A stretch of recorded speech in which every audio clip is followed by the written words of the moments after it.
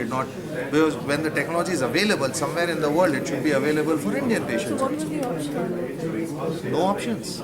No options. I mean, if you have aortic stenosis, which means your aortic valve has clogged, you have no options. And if you are a high-risk patient who can't be operated. So that is what you see. Just explain. So what you see here is an innovation in which there's a combination of technology as well as the science. And what you see here is a simulator which actually creates an environment of a real life what is there in the cath lab. So here the doctors can practice actually what they are going to do in a cath lab in a real-time patient. This gives you an option to have an analysis of the anatomy, try different hardware, the right techniques, the medication, and it also helps you to do all the planning part of it, which is very crucial aspect in any of the procedure. So this gives you a flexibility of doing the entire planning, deployment of that, and ensuring once you are doing in the patient, you are following all the right steps. So here this is basically a system which has got sensors and a software, and what we are using here is very similar to the real hardware that we use in the cath lab, and when we do the actual procedure.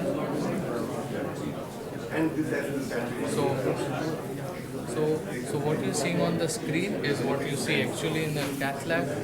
So what you're seeing a little going. Yeah, this is like the collimator on top of the patient. The patient is lying on like this, what they have created. And this is the puncture in the groin over here. And through this puncture in the groin, we insert the catheter towards from here, it comes close to the heart. Now here, you see this chunk, hence spotting over here, is the calcified hard rock-like valve, which is narrowed down. This is the catheter which is coming from here, from the leg, it is coming, turns around the arch, and this part is the shadow of the heart. This is the shadow of the heart is pumping, you know where the valve is. This is the part which you saw over there, that is the artificial valve. So this is, you are seeing over here, once you are sure you are in the right position, you slowly bring the deployment. So he's withdrawing this, and this part of the stent is opening up. It's a self-expanding stent, but this stent is opening up in the right position where the valve should be. So that's what. This is how the procedure is done. But we have to be very sure that we are in the right position. So we do echo also during the time, and we are doing a fluoroscopy during this procedure. Yeah, and think about it. Different people have different valves, different shapes, different sizes, different. It cannot predict that my valve will be the same as yours and yours. So what we'll have to do is, it's important that you know what type and what sizing will be best, what is the best place to position it. Once you get there, that it will open in the right way. Just think about how much material engineering, how much clinical science goes into something like this. It's very difficult to fathom it by just seeing this. It seems it's just a metal mesh. Anybody can make a metal mesh, but that's not the reality. There is significantly complex engineering that goes into this because there are so many variables about everything. Yes, the left side of the ventricle. Patients with heart failure, so a restricted pump function of the heart. You want to go to the left side of the heart to pace both sides of the heart, so you pace both right and left simultaneously. To get to the left side of the heart, you have to make use of the veins that are on the top of the heart. So the leads to get to the left side of the heart are implanted in a similar way as to the right side, but then you go into the cardiac veins that are on the outside of the heart. And going into that cardiac vein is very difficult, so we have special catheters for that, to reach that very small vessel on the outside of the heart. And when you go to the left side, you want to go to the most lateral side to have the best function of that resynchronization, so of the pump function of the heart. For that we have different leads, electrodes that go into the veins. So these type of electrodes go into the vein and are placed on the left side of the heart to stimulate the left side. This lead has been used very much, but sometimes this lead can dislodge, so it can come loose, and then the patient has to go back to the hospital again and the lead has to be placed back in the right position again. So what we have been doing here is we have a lead with a very small hook on it. So this lead is the same as this, but instead it will be hooked into the wall of the vessel. So with that you can have a electrode which is very stable and will not dislocate. Yeah, video please. So here we are showing up the video for you how we are getting to this left side of the heart and how we are implanting. So here is the video for that. Here, if you see carefully, there's a hook on the lead here. That same hook that you're showing there. Yes. This is a vein in the heart. It goes in, and then you give a little spin. You see, that's the vein. That's a vein in your body. You give it a little torque, and this hook will go and attach to the vein. Remember, the veins are very thin, right? I mean, think about your veins; they're very thin. And there, a hook like this has to be very delicate because you don't want to rupture that for sure. So you want to go and attach it in a very soft way so that you are able to create a stability of the lead. It doesn't get dislodged again and again. If it gets dislodged, then it will not deliver electric pulse. Patient will not get therapy. It's just launched in India, so we will be having first implants very soon. But it's worldwide approved, used extensively across the world. That's a good question. Sorry, Marshall, how many patients would have received attained stability leads globally? I don't know. Yeah, we'll have to come back to you on that data. But it's been available globally for about, I think for the last 6 to 12 months. I'll have to come back to you with exactly what number of patients have got it. There would be sizable clinical data that would have happened, only then it would be approved by all regulatory bodies. Now that it's approved, in India, like I said, it would have. What is the price difference between your normal pacemaker? So this is cardiac resynchronization therapy. It's not really a pacemaker. It's so it is pacemaker, but advanced pacemaker. The range of these devices go anywhere between 250,000 rupees to about 750,000 rupees. It depends on the hardware, procedure. Also, it's inclusive of the procedure cost. Okay. Thank you. Good. Thank you. Thank you. If there's battery inside, a very high technology product. I mean, this works for 7 to 14 years, 99.8% plus performance rates. Very good, very high technology products. But still, these leads are like a bulb filament, right? I mean, this keep beating, this can crack sometimes. Chances of cracks are less than 2 or 2.5%, but there is a chance that this can happen. What we have done is we have come out with leadless pacemakers, which is like a matchstick, and Ganeshan will show how. This is 2.5 centimeters in length, and this exactly does whatever that do, and this also lives whatever how long this also lives in the body. And can you see these structures?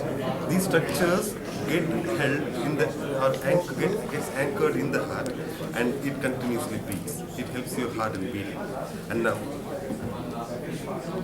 now he is pulling it inside, keep it in the heart, and implant it, and then pull it, release it, cut this here. Can you see? Cut this wire, and then this gets into the heart and gets anchored over there.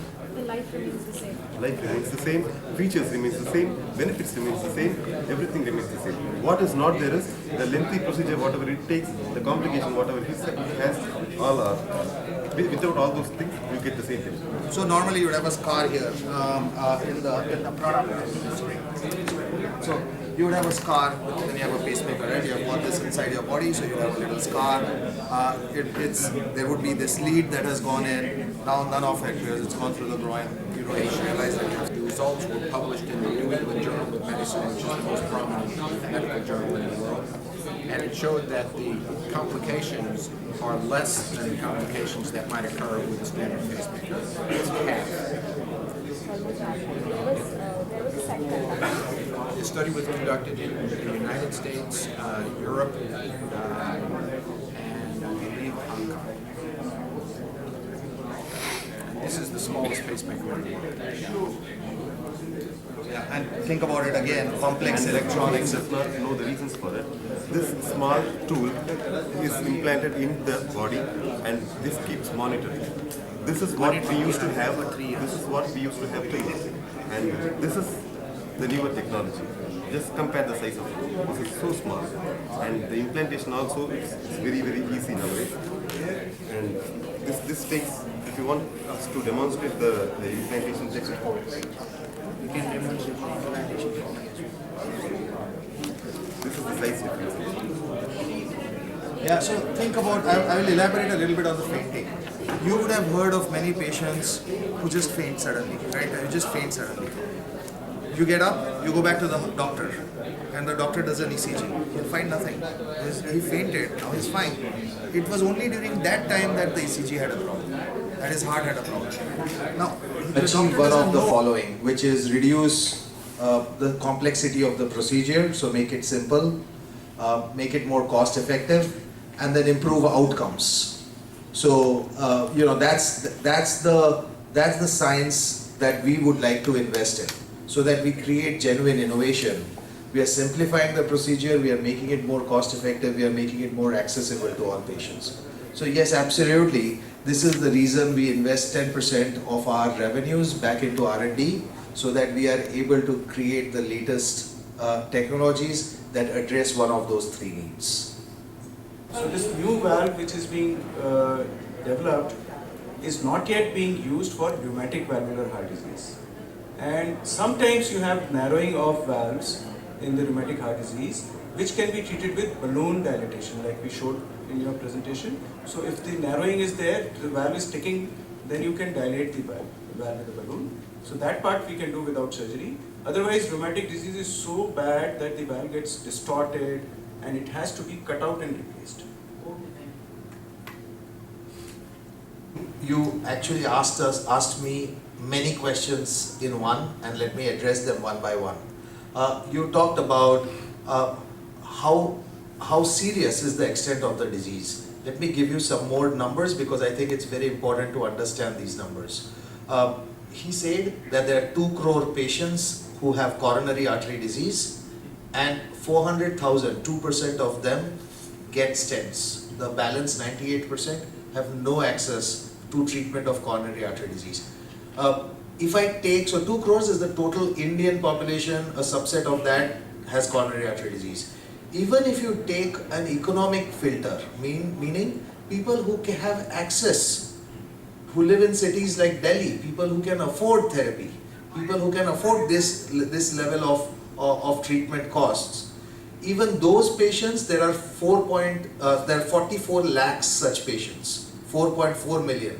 And how many are getting stents? 450,000. So think about it, it's not just about cost of the therapy.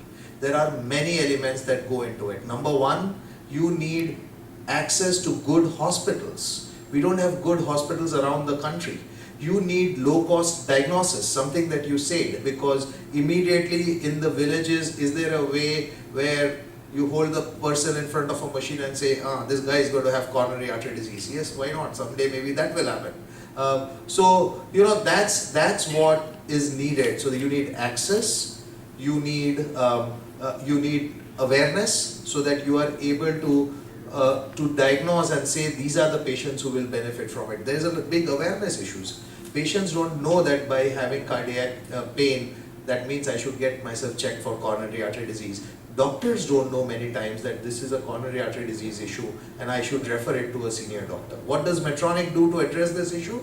Many things. Every year we train at least 5,000 doctors. We have 3 facilities, 1 in Bangladesh, 2 in India, where we run trainings. We run lots of medical education programs on a regular basis. More than 5,000 physicians are trained annually by us in various kinds of programs and academic events to know about cardiac disease, how to treat cardiac disease. We partner with doctors like Dr. Atul Mathur who take the message forward, who talk about these and educate people, educate doctors about how to diagnose this disease. There is also an affordability problem in India. We recognize that. And what we have done, the only place in the world where we do this is we have a unique loan program. We actually give finance to patients who cannot afford these devices. For example, if something were to happen to me today, I'm knocked out in the hospital, my wife will not know how to mobilize funds that will treat me, right? Because it's a male-dominated society. In such a situation, what we will do is, we will say, we'll give you a loan. You can pay back by equated monthly installments. We don't make any, we are not in the business of banking, so we are not interested in making interest on this money. The idea is to address this liquidity issue. We give them a loan. It's also a risk because you can claim back a car, you can claim back a house. Can you claim back a stent or a pacemaker? No, you can't.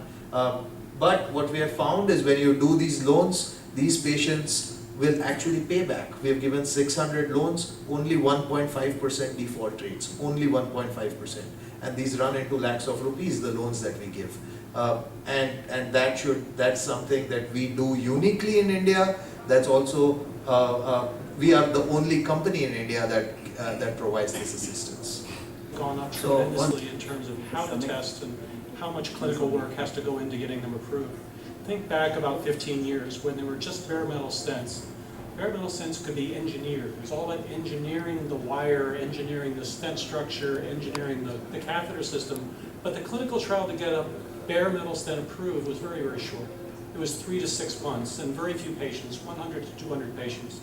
Now with the advent of drug-eluting stents, now we have a pharmaceutical. We have to understand the drug release. We have to understand how the drug affects the vessel wall. And we have to understand the long-term outcomes. And so now the trials become 1 year, 2 year, 3 year trials. We're doing 5-year follow-up on our trials.